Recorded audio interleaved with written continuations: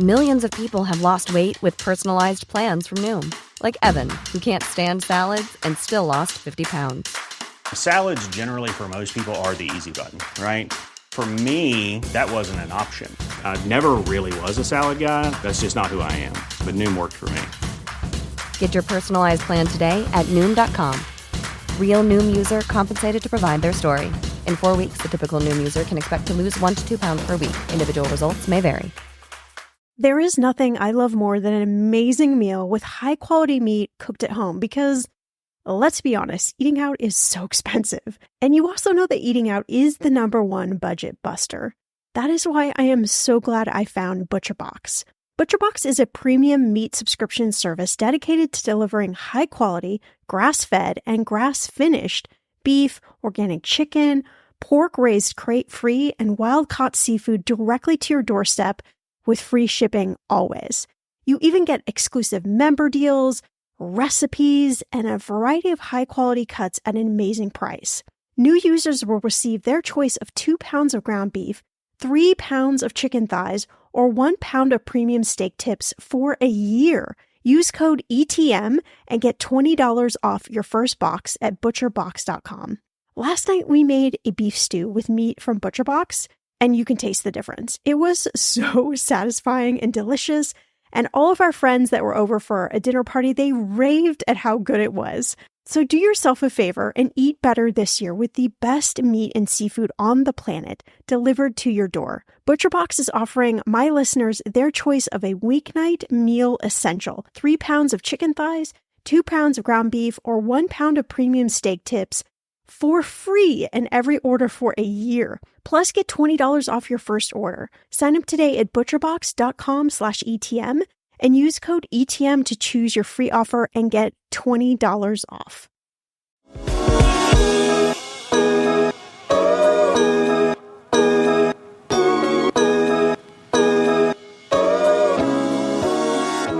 But I think people just are tough on themselves and they think, well, all I can really do is create a small company, or I'm not that good. I can only accomplish this much. And why not shoot for the stars? Because first of all, you will get a lot closer. Even if you don't make it, you'll get a lot closer than you otherwise would have had you not shot for the stars.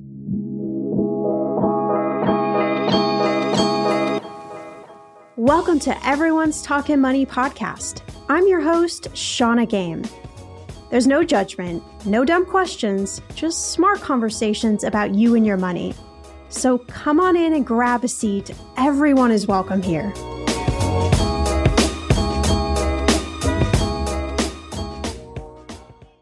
What do your big dreams look like? I'm talking those big dreams here. Do you want to turn your entrepreneurial dreams into the next hot company, or propel your side hustle into a full-time business? No matter what your big dreams are, our guest, Liz Elting, will inspire you in this episode. Liz is an entrepreneur, a philanthropist, Forbes Richest Self-Made Woman, and the author of the new book, Dream Big and Win. She took her big dream all the way from her New York University dorm room into the world's largest provider of language and technology solutions for global businesses. So yeah, she knows a little thing about dreaming big and winning. In this episode, you'll hear not only how to dream big, but also how to win in business and life, practical steps to bring your entrepreneurial dreams to life, how to know if your passion can actually turn into a profitable business, and Liz's business and life advice if she was just going to start it all over again. So here's to your big dreams. Let's start talking. You know, the title of your new book really grabbed my attention. I have been someone who has dreamed very big all my life, but to be honest, the older I get, I think the harder it is for me to really lean into those dreams and to feel like they're still possible. All those self-doubts and, all the muck of life just kind of gets in the way. So I'm glad you're here with us to really help us usher back into this dream big kind of attitude that I know so many of us want to embrace, and give us some practical steps to really bring those into reality. But just to get us off, I thought this might be fun to talk about for a minute. Why is dreaming big? Why is it important at any age? because I think it keeps life interesting. It keeps life exciting. It makes it so that you're not just going through the motions of life, but thinking to yourself, what do I really want to do? What's going to make me incredibly happy? And then just being bold, taking that risk and going for it. So I think that's why it's so, so important. And how do we balance those dreams that, we've all had dreams from our childhood, I want to be this, or I want to be a doctor or a fireman, or, kind of all those things that we stated really emphatically we were going to be as a kid. How do we balance some of the dreams that haven't come to reality, whether that's money or that's life or relationships or whatever's kind of gotten in the way? Like, how do we balance those that haven't born into existence with our ability to keep dreaming?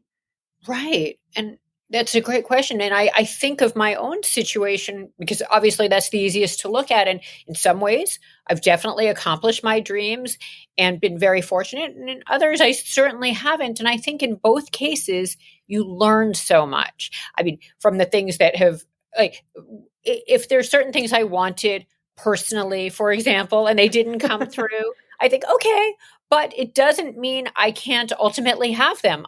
I've learned what I did right and what I did wrong, and I'm going to keep shooting for them, and they're likely to come through. And then with the things that have gone better, also, I've made plenty of mistakes along the way and learned what I did right and what I did wrong, and they're worth it. So I think in any case, it's about the journey along the way.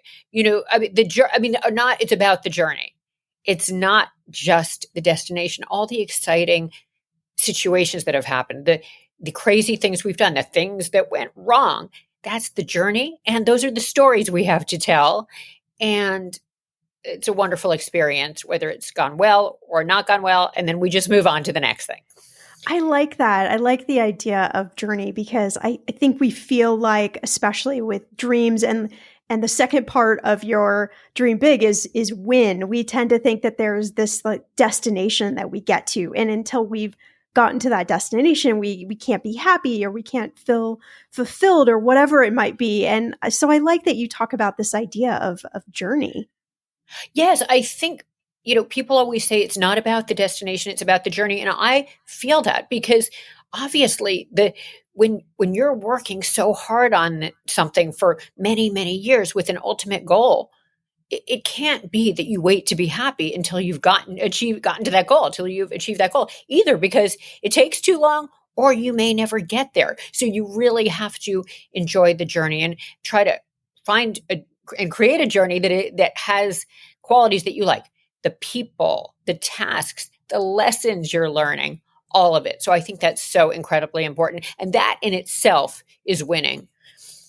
You're somebody who certainly has had your share of big dreams. You built your former company, TransPerfect, out of your NYU dorm room, which is something I can relate to because I started my first business when I was in college at 19.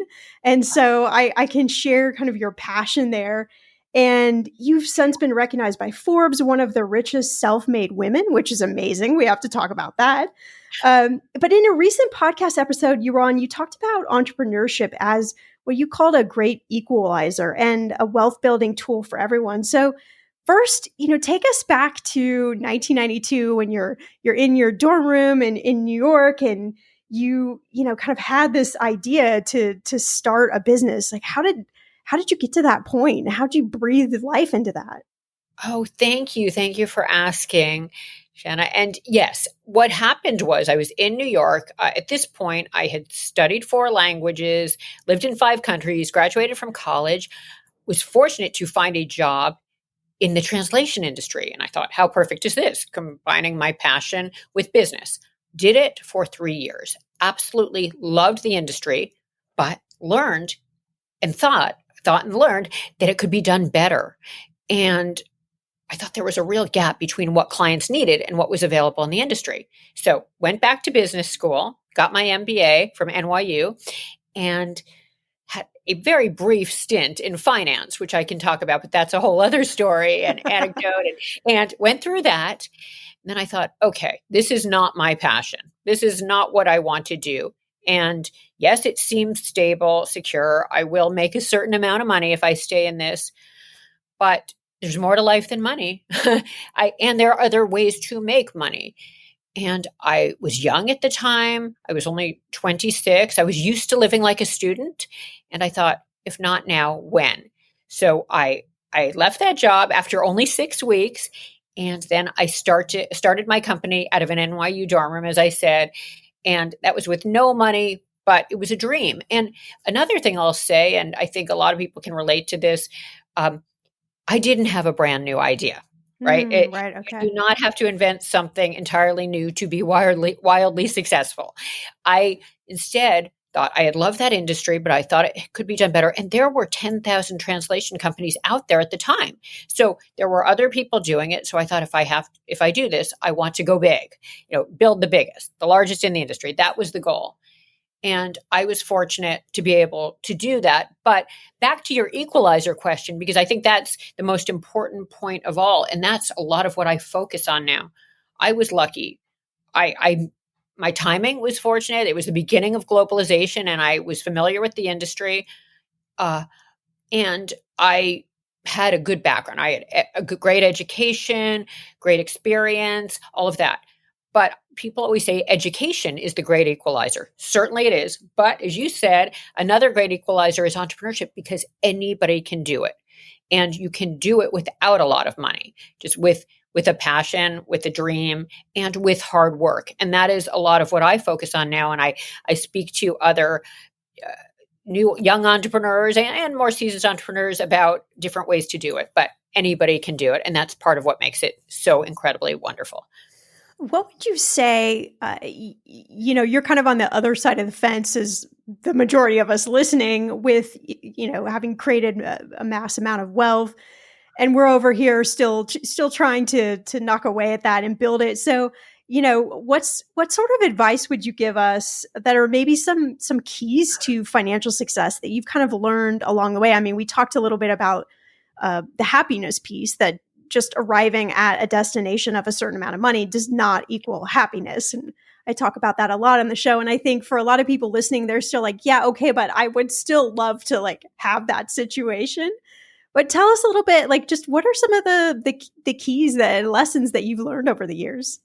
Yes, and you're right. And I think everybody agrees you need a threshold level of money to feel comfortable, being able to pay your bills and all of that, and be able to have some freedom to do what you want.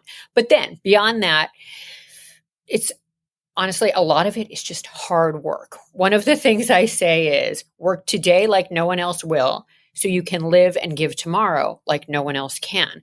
And that's hard work for a sustained period of time. And I know work-life balance is a big thing right now, much more so than it was when I started back in the early 90s. But I think if you can build your company, and it's great if it is your company, because if you're not building your dream, you're building someone else's, and then you can have the freedom to really create the culture you want and the life you want. But if you can do it and do it creating that dream culture that you would want if you worked there, with the right values that are incorporating your values, and with people who are smart, hardworking, overachievers like you, then it begins not to feel like work, because you're all pursuing that same dream.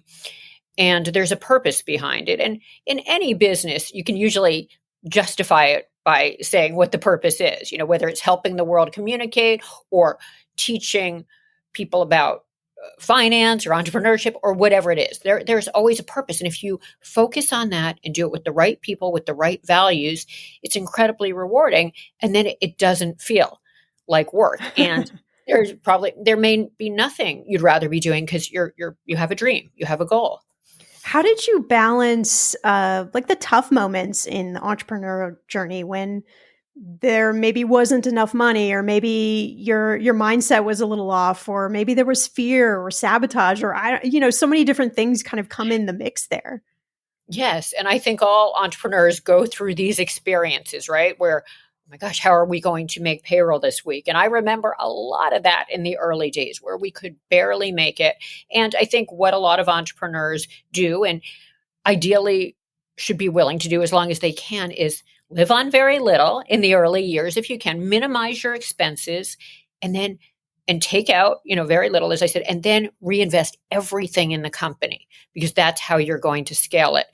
And as far as building a big company, putting as much as you can into sales and marketing, because that's how you grow the business. And then as long as the revenue is profitable, and you need to make sure your revenue is profitable over time, then you will scale it, and you will create that big, multi-million-dollar business if that's your goal. But in the early days, it's tough. As you say, I mean, whether in our case, it was everything for like clients showing up to the dorm room without letting us know. Well, the first one asked if she could, and I thought, oh boy, she wants to check out the operation. So I ran down to the lobby, intercepted her before she got past the doorman. The second one showed up unexpectedly at the dorm room, literally at the apartment. We called it a suite, but it was actually an apartment. And so it was things like that. It was things like when we finally had an office, another client wanted to check out the operation, and that was not an office I ever wanted any client to see. So I had to put a sign up on the wall. I mean, crazy situations like that, or, things that entrepreneurs go through, like employees stealing from them,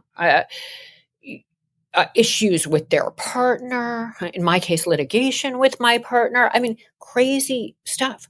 But if you keep your eye on the ball, on the dream, and then obviously at a certain point, maybe you want to change something about it, whether if you have the wrong employees, obviously you need to let them go immediately. You learn from that. Okay, I must do background checks. I must screen them properly to make sure they're honest. You go through some really bad stuff, but then you learn from it. And that is just... That in itself is very exciting, because I think most of us love learning, love growing, and that makes it all very interesting. But I think the last thing I'll say, because you say, how do you stick with it when the hours are tough, and boy, can they be tough. A week or two of all-nighters straight, just thinking of that concept. If I work like no one else will, I one day will be able to change the situation and maybe do something entirely different. That's my next dream. Yeah, you mentioned a whole bunch of things in there. You mentioned the litigation of your ex-partner. I just want to talk a little bit about the emotional side of that. I know, from what I know, you started your business with he was your then fiance, and you guys broke up. You still ran the business together. And then you had this very public business breakup. And we don't need all the details. If you're listening and you want to know, you can go ahead and Google and all of that sort of stuff. But what I really want to know is, how that impacted you emotionally as a female entrepreneur.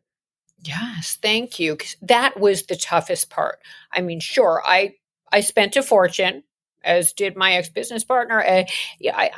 $50 million between legal fees and selling the company and everything. But the emotional part was the hardest of all, because the company was my child. It was my first non-human baby. And boy, my heart and soul was into it, in it in a huge way. It had been, ultimately, when I sold it, was over 25 years. So it was very, very tough. Challenges with what were going on inside the company and the employees, very difficult situation. But I did have amazing advisors. I ultimately could rely on my advisors, my attorneys, and then my friends and my family. And thank goodness for all of them, right? Because they were the key. I didn't have a therapist. I still haven't had a therapist, because I am so incredibly fortunate to have such amazing friends that I lean on, and probably bother too much with my issues. But thank goodness, I am so lucky, because that made all the difference in the world. Listen, if you've been using Mint to manage your money, I have got some news for you. First, the bad news. As you might know, Mint is shutting down for good. But the good news, well, there is a way better alternative that is a personal favorite of mine, Monarch Money. And I'm not the only lover of Monarch Money. Many Mint users are turning to Monarch Money and just raving about it. I used to manage my money with an Excel spreadsheet. I know, so archaic, and it was so time-consuming. I tried all of the apps. But I just didn't find one I liked until I found Monarch. And I've got to tell you a secret. Monarch is so easy to use with a very intuitive design. You can even collaborate with your partner and you can customize Monarch for whatever your needs are. Monarch is the top-rated all-in-one personal finance app. It gives you a comprehensive view of all your accounts, investments, transactions, and more. Create custom budgets, set goals, and collaborate with your partner. And now get an extended 30-day free trial when you go to monarchmoney.com/ETM. Let's go back to the collaboration bit. Because we know money is a leading cause of divorce and breakups, Monarch has built-in collaboration features so you can invite your partner at no extra cost. You can see all your finances, make a budget together, get insights on your cash. Yes, cue the confetti. There will literally not be any more arguments over money. And if you've been frustrated with personal finance apps that are cluttered with ads, difficult to use, or rarely updated, so was Monarch. They built a new kind of personal finance app that's intuitive and powerful, ad-free, and constantly improving based on customer feedback. Monarch has a tool that allows you as well to easily import your data from Mint. You can keep all of your tags and all of your categories. After trying Monarch for myself, I understand why it's the top-rated personal finance app. And right now, get an extended 30-day free trial when you go to monarchmoney.com/ETM. That's monarchmoney.com/ETM for your extended 30-day free trial. Financial anxiety, anyone? Yeah, you're not alone. But worrying about it, it doesn't help. Earnin does. Earnin is an app that gives you access to your pay-as-you-work up to $100 per day or up to $750 per pay period. You just download the Earnin app and verify your paycheck. Then you can access up to $100 per day as you work and leave an additional tip. Any money you access plus tips are automatically repaid from your next paycheck. So how would you spend the money you get from Earnin? Well, honestly, my hubby and I have been feeling a little bit disconnected lately. That's what happens after you've been together about 12 years. So I would spend the money on a special date night with dinner and maybe bowling, to bring back some of that giggly excitement that we both felt at the beginning. Make Earnin a part of your financial routine and join Earnin's over 3.5 million customers who say things like, when I think about Earnin, I think about financial stability, security. It gives me a lot of peace of mind. Download Earnin today, spelled EARNIN, in the Google Play or Apple App Store. When you download the Earnin app, type in Talkin, TALKAN, money under podcast when you sign up. It will really help the show. Talkin' money under podcast. Subject to your available earnings, location, daily max, and pay period max. See earnin.com/TOS for details. Earnin is a financial technology company, not a bank. Bank products are issued by Evolve Bank and Trust, member FDIC.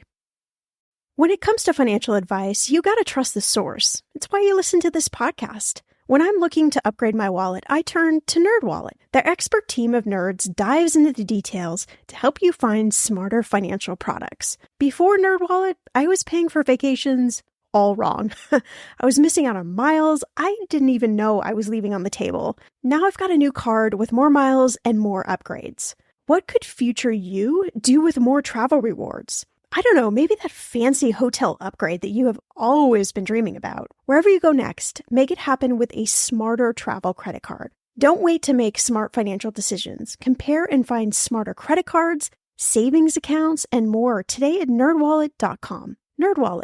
Finance smarter. As with all cards, credit is subject to lender approval and terms apply. All right, Liz, now let's play Your Relationship with Money Is. I'm going to ask you 4 questions. Just give me the first thing that pops into your head. So question number 1, this is a fun one. If you had to describe your relationship with money as a cartoon character, what would it be? I mean, I can definitely think of, first of all, Linus is a great character, and I loved the Peanuts, loved Snoopy growing up, by the way. I want to give you a good answer, and I'm doing a terrible job. I know. I think, one important thing for me in my relationship with money is I was careful with it when I was young. I was, because I always had to make my own money. I mean, my parents paid for the important things like education, but I started working very young, and I thought, okay, it gave me security, but it also gives me freedom. But I have not answered your question. Cartoon character. Maybe Lucy from Well, peanuts? Lucy, I was thinking about her as you said that. So she charged 5 cents to help people. Yes. Yes. I mean, Lucy's an interesting character because she is so different from me as a person. And that's why I thought, well, I'll hesitate to mention her. First of all, I guess there she was, entrepreneur, which is great. But the difference between her and me is she was bold. I was not, I was, when I was young, I went through a lot of stuff, and I talk about it in my book about what I went through in 10th grade, a lot of drama, me in 6th grade. So the point is, yes, I'd like to believe I'm entrepreneurial. Yes, I did end up being an entrepreneur, but she was much bolder than I was back when I was young. I love it. All right, we'll go on to question number 2. This is a fun one too. How many times a day would you say you think about money? The truth is as little as possible. That's the truth. It's interesting because I was fortunate to make money, and the way we were able to measure a lot of what was going on at the company is we had revenue goals and we needed to make them, and we had profitability goals and we needed to make them. But as long as that were happening, and I did need to focus on that a lot, I was always more interested in thinking about and talking about other things. And certainly now, because my goals are not related to money, they're not measured by money. I should say they're not measured by money. As I say, almost never. I think about all the other fun and interesting things I get to do, like meet super interesting people and talk to them and learn from them and learn about new things. So as little as possible, and very rarely, very rarely. Sorry. So the number 3 question is a little unfair because you probably have a version of this, but I still think it would be fun. So how would your life change if you never had to work for money again? What would you be doing the same thing? Would you be doing something different? Well, I'm in that fortunate situation, so I don't have to work for money. And now it's about how can I use what I was fortunate enough to make. And I want to reiterate, the timing was right. I was lucky to be in a great industry. And then I met amazing people who cared about building the company as much as I did. And that is obviously the key. So I was one of the lucky ones. Now I don't have to worry about making money. So I get to focus on helping people and who didn't have those advantages, and helping solve the problems of the world. And God knows we have lots of them. So there are lots of places for the money to go. And a lot of it is just figuring out where to apply that money. All right. And last question. What's your biggest, doesn't have to be biggest, but what's your biggest money mistake that you've ever made? Maybe one you haven't even told anyone about. Money mistake. God knows. I've made so many mistakes in my life. Okay. I do know what I did wrong. This is interesting. When I invested money, when I had a lot of money, finally, after I had my liquidity event 5 years ago, I ended up investing in the stock market like people do. And it was the end of the year, and it was a very bad time. Was this 2018, I believe? Anyway, stock market went way down. And I was in equities, a lot of equities. I sold too quickly. I didn't wait it out. And I lost a lot of money in that one part of my portfolio in that situation. I thought, never again. Next time the market goes down for a few months, don't sell. Wait it out. I mean, with the stock market over time, it always goes up. And I was just a beginner. I was a novice, and now I know better. So that was a huge financial mistake I made. Fortunately, I've gotten the money back now, but that was stupid because I could have even more now. And that was not smart investing. And I've learned from it. Yeah, if you're listening now and you've been listening to the show for a while, you know this, but this is new news to you, Liz. But I got divorced in my early 30s, and it was financially devastating. My ex-husband basically got every single asset that I owned. But he also wanted my business ideas. He also wanted a stake in, my intellectual property that I had created. And I just, I know this happens to so many people, female, males, it doesn't matter, but it's just so hard. I think the emotional side of a breakup, or certainly if you're an entrepreneur, you're trying to build something, it's hard to kind of dust yourself off and get back out there and, keep going. It really, really is. You're right. And I remember at the time when I realized things were really going awry and my partner and I were going in different directions and there were all these emotional challenges I was having. I remember reading a lot of different books when I had time, when I wasn't, busy with all of the issues, and like Broken Open, Elizabeth Lesser. I don't know if you're familiar with that book, No. but yes, very interesting book, and all about the challenges she had, but what she learned and how she grew from them. And then she moved into her next chapter. And it's the concept of everything happens for a reason.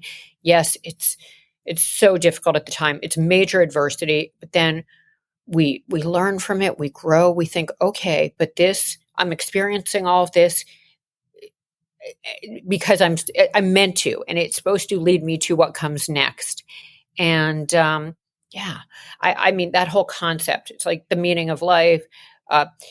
Yeah, I mean, whatever. I mean, Yeah, we can go down the Man's Search for Meaning. That's another book that I love. But the point is, yes, these things happen for a reason. And the great thing in my situation, after over 25 years of being in my dream industry and creating what was my dream company until it was time to go, now I get to work on my next passion. And how lucky am I that I can do that? So I think that's how, we need to look at these situations. But we're both female entrepreneurs, and I know a lot of the listeners are, entrepreneurs, or they might even be working for a company. Maybe they have a side hustle or something that they're passionate about. And we know that women-owned businesses, they're on the rise, but they're still predominantly owned by white women like you and I are, and there's a lot of work to bring, any woman of any race, of any color into entrepreneurship. And so, I wanted to talk a little bit about, first, what do you think makes women good at entrepreneurship? And second, how do we bring more diversity even into women-owned businesses? Well, I think women are amazing at entrepreneurship. And what I'm so excited about is now I get to work with so many women entrepreneurs. And boy, there are so many smart, motivated women out there with great ideas, incredibly service-oriented, incredibly detail-oriented, incredibly hard workers. Women are amazing at multitasking. And then all the things we hear about women more than men, which are true, is they are more empathetic, more. Well, I mean, there are a number of things that make women amazing entrepreneurs, and I think it's such a wonderful time for women and women in entrepreneurship, and it's great. There's so many women's groups now where women can learn from one another. Yes. That's another thing that I'm finding during this process that I'm going through. My next phase is so many women out there who are so motivated, and they are helping other women. The way women are helping women, it is so amazing in a way that just women weren't doing back in the day. Not that they weren't good people, it just wasn't the trend. And now it is, and how wonderful is that? And as we know, there are issues in corporate America and in the world as a whole for women in business. And one of the reasons I encourage women to be entrepreneurs is I say, economic power is social power, and social power is political power. And these strong, successful entrepreneurs who are women, that's how we are going to change the world, by having them and them creating new companies and new systems. And we're going to get there one entrepreneur at a time, but we're really on our way. And I think that's so incredibly exciting. And that's a wonderful reason to be a part of supporting women entrepreneurs for women to be entrepreneurs. Yes, exactly. Right. Yes. I want to talk about this a little bit, because I think anytime we throw out something about dreaming big, We talked about this a little bit. There's kind of an other side of it where there's maybe some pushback from some people. We talk about finding your passion a lot and following your passion, and that you should be working on something that you're passionate about. But how do we know if our passion would actually translate into a good and profitable business? Yes. And that's why and you're right. There are people out there saying, well, that's great. Of course, you want to pursue your passion. And the people who can say it are the people who've already been successful and made money. Right. But, right. And I've definitely heard that. But I still think figuring out what you love, and sometimes it's a particular industry. And then once you do, figuring out a way to make money in that industry. Perhaps it's an industry, and maybe there are, 10,000 companies out there, but doesn't mean they can't be doing what they're doing better. They can't be offering a different product, better service. I mean, more urgency, more of a global presence. I mean, all kinds of things. That's one issue or one part of it.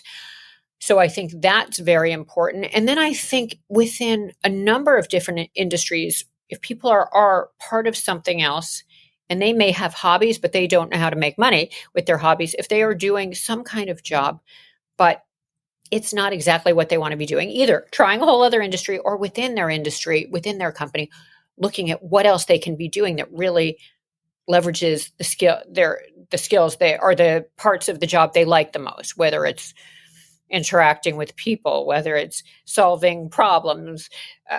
Those are kind of general, both of those, but very specific parts of a job, whether it's creating new products. Maybe they're at a company, but they're not in the right part of the company. So I guess those are the things I'd say.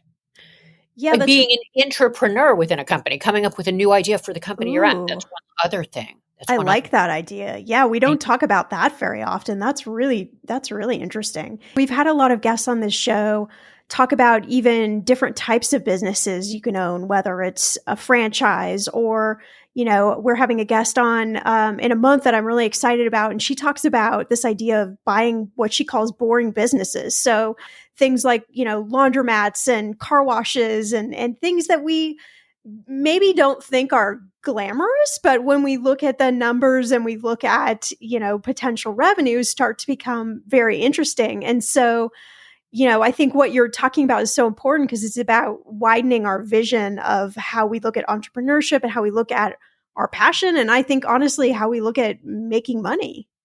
Yes, absolutely. It's about finding ways to make money. Doing what you love is one part of it, and solving a problem is the other part of it. There are so many problems out there that we all encounter. It's just having that mindset. How can this be done better? How can I solve this problem? And we've seen it over and over with Steve Jobs, what he did. One of the things he did many things. One was right. taking the BlackBerry and improving it and creating the iPhone. And then of course in my book, Dream Big and Win, I talk about FedEx and how that was overnight delivery service. Sure, it was there, but it wasn't, or delivery services were there, but not with urgency, not overnight. So basically taking what's already out there or done in a boring way and making it interesting or better and really solving a problem.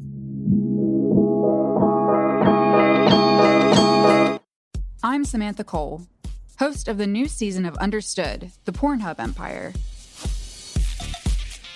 Over the course of 4 episodes, I'll tell you how a horny YouTube knockoff in Canada came to dominate the porn world, only to shatter their cheeky reputation in a massive scandal. The Pornhub Empire is a new season of Understood from the CBC. Available now wherever you get your podcasts. Fargo, the new virtual assistant from Wells Fargo, makes banking faster and easier. Like this. Fargo, what's my checking account routing number? And this. Fargo, turn off my debit card. And this. Fargo, what did I spend on groceries last month? And that's just the beginning. Do you, Fargo? You can. In the Wells Fargo mobile app. Learn more at wellsfargo.com/getfargo. Terms and conditions apply. Your mobile carrier's availability and message and data rates may apply. Wells Fargo Bank, N.A., member FDIC. From Foreign Policy, I'm Rena Ninan, the host of The Hidden Economics of Remarkable Women. Over the past few years, we've looked at how women around the world are changing societal norms to increase their economic power. This season, we're focusing completely on girls, how they're pushing for a brighter, more powerful future, and what the rest of us can do to set them up for success. Join us for stories about girl power, young women who are fighting for change, to give themselves a chance to live a life of their own choosing. That's Season 6 of The Hidden Economics of Remarkable Women, wherever you get your podcasts. Yeah, tell us a little bit more about, what is the book about, and what do you really hope that readers that pick it up, what do you hope they're going to get out of it? Well, the reason I wrote the book is when I was in my 20s, I would have loved to have had sort of a roadmap, guide, mentor, like what my book is supposed to be. That's what it is. It is a roadmap or guide or mentor for people who are either starting off in their careers or starting a business or running a business. And I tried to do it in such a way that it was a fast, easy read, entertaining, vulnerable, authentic, where I wasn't just saying, do this and do that and do this and do that. I was talking about my own experiences and what went right and the many things that went wrong and what I learned from them and what I would do differently next time. So that's really what the purpose of my book is. Are there 2 or 3 takeaways from the book that just you think really hit home that we absolutely need to know about these? Well, I definitely think it's one thing to have a dream, but then figuring out, okay, what exactly is your goal? What do you want to do? What's your end goal? And then setting forth the goals you need to get there. And then making sure you hold yourself to those goals. So I say, say it, set it, do it. And then once you accomplish that, do it again. Basically set the next level of goals and the next level of goals and the next level of goals. And I think that's critical because people have lots of ideas, but as far as nailing down the ultimate goal and then figuring out exactly what they need to do to get there, not everybody does that. And I think that's super critical. Another thing that I talk about in the book is sales. You can have all the great ideas in the world. You can have a great product, a great infrastructure. But if you're not out there drumming up business, getting the revenue in as quickly as you can, you are going to run out of money, which is the number one reason companies go out of business. So really focus intensely on sales and then make it as soon as you can so you are not the only salesperson for your company. I mean, assuming you want to scale it, that is absolutely critical because, again, often the entrepreneur is the best salesperson and certainly at least initially, but over time you need to scale that if you want to build a world-class company. And then finally, I would say don't quit. Because, as you mentioned earlier, Shanna, times do get tough. Crazy things happen. But if your heart is in it and you want to achieve that dream and you're making the rules, stick with it, until there's a really good reason not to. And it will pay off. Don't quit. Stay with it. And don't be, last final piece of advice, because this was critical for me. I've been a bit of a perfectionist in my life. I still have that issue. Me too. Yes. And I think women often have that issue. Not that men don't, but maybe that's one of the women's issues. And I think that can make us great at our jobs, but also I think that can prevent us from taking action. And I know how that works. So just go for it anyway. Be bold. Take that risk. Don't wait till everything is perfect to try to embark on starting your company or to try a new product or a new strategy. Try it. If it doesn't work, move on to something new, but go and do it. Tell me a little bit more about goals, because we talk a lot about all different types of goals on this show. How do you then take, what might feel, I don't know, maybe like a big goal, and what sort of advice would you give us? Like, how do we break that down into actionable steps that we can actually achieve versus just focusing on a big goal and it just, feeling too big, like we're never going to get it. We're never going to be able to achieve this goal. Like, how do we break it into something that is a little bit more manageable? Yes. Well, figuring out what it is. Like, for example, if the goal is $1 million in revenue, breaking it down, of course, by month, and then figuring out what you need to do each month to get there. And each week and each day. And that's in the early days for us, it was making 300 phone calls a day and sending out 300 letters and not letting ourselves get away with not doing it, just sticking to it and being intense during the day. Because obviously, over time, you do not want to work 100 hours a week. But so being intense during the day, being all in and focused, and then getting it done. And then, of course, having the break that you need, but being tough on yourself. So I think that's very important. But looking at that ultimate revenue goal and then breaking down the pieces, daily pieces to get there. And that also, in addition to phone calls and letters that may relate to meetings and trade shows and clients. Which clients are you going to focus on? So things like that. Another example that I mentioned in the book is at one point I said to myself, what would I do if I had a boss? Because I don't have a boss right now. But if I did, I sure need to show that boss my goals as far as growing this business. So I said, okay, well, going to act like I have a boss and come up with a plan to open offices. And we're going to open 4 offices a year, 1 each quarter. And then I put down on paper Q1, San Francisco, Q2, Atlanta, Q3, Washington, D.C., Q4, Chicago, and then sticking to it. And you might think, well, that could be quite hard because you don't have the people and you don't have the money, right? But then it's how you do that. It's in our case, we started with one person, just one person. And back then it was in an executive suite. Now people could do it remotely, right? I mean, we all work remotely now. It's a different thing. But then setting up their comp plan so you're paying the minimum, but that person has a big upside. So these are ways you can really stick to goals like that to scale the company for not a lot of money. Yeah, I'm also curious about this. What's the difference between dreaming and dreaming big? Is there a difference between those two things?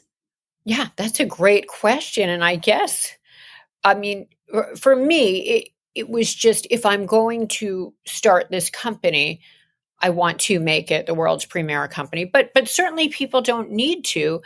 But I think people just are tough on themselves and they think, well, all I can really do is create a small company, or I'm not that good. I can only accomplish this much. And why not shoot for the stars? Because first of all, you will get a lot closer. Even if you don't make it, you'll get a lot closer than you otherwise would have had you not shot for the stars.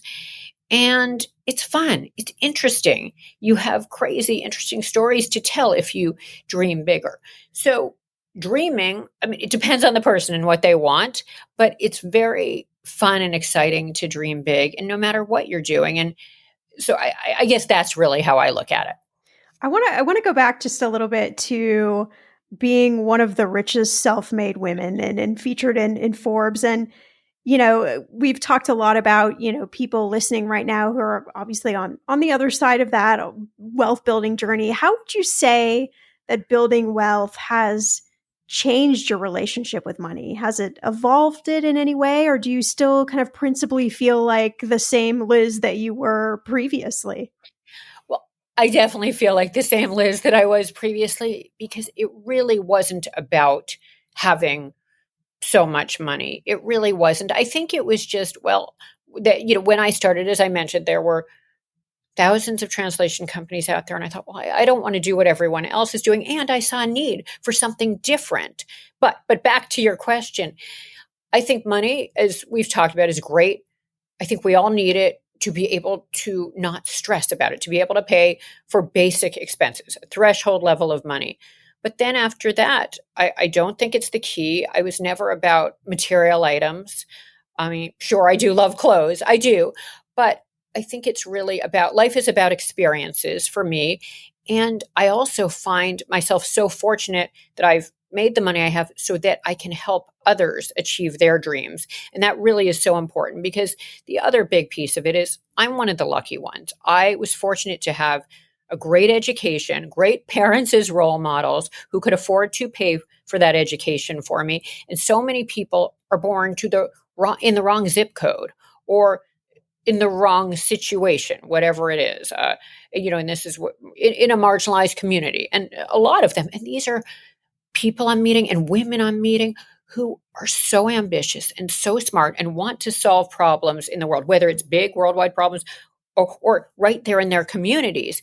And I get to work with them. I learn so much from them. And so the money allows me to do that. That's one example of what I'm able to do with the money. But I think for anyone who makes some money, it's wonderful to be able to then apply it to make the world a better place for all the people who are not so fortunate. And I think that is really it's really the best thing about having money. I personally love it when someone like Liz, who is listed as the richest self-made woman, is also one of the kindest women. Her book, Dream Big and Win, it's sprinkled with this great combination of practical business advice, alongside her humor, wit, and real-life stories along her journey. So no matter what stage you're at in your entrepreneurial journey, Liz's story is just going to inspire you to really push past what you thought was possible. Her book, Dream Big and Win, is available everywhere books are sold. And yeah, it's now become a staple on my bookshelf as well. If you enjoyed this episode, do me the highest favor. Head on over to whatever podcast player you're listening to this in right now. Give us 5 stars, rate and review the episode. You can head to the show notes for all the links to our episode guests, as well as the sponsors who make this show possible. I'll see you back here in a few days for a brand new episode.